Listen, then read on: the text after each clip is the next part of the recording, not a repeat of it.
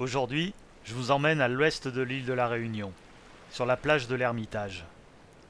C'est l'une des plus belles plages de l'île, mais cette plage est en danger, parce qu'elle est grignotée chaque année par une importante érosion.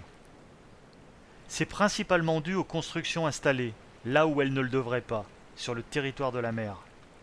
En fait, lors de cyclones ou de fortes houles, les vagues passent facilement au-dessus du récif et déferlent sur la plage. Lorsque l'eau rebondit contre les murs, cela crée un ressac qui emporte le sable vers le large. Le plus grave, c'est qu'avec ces espaces confisqués à la mer, il manque à ces littoraux quelque chose pour pouvoir se défendre efficacement contre les attaques des vagues. Les racines apparentes des phylaos en sont un flagrant témoignage.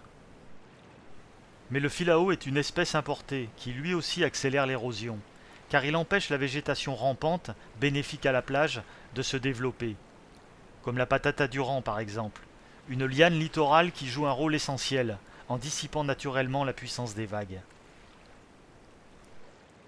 Depuis 50 ans, on a urbanisé la côte de l'île de la Réunion sans imaginer quel pourrait être l'impact réel en termes d'érosion.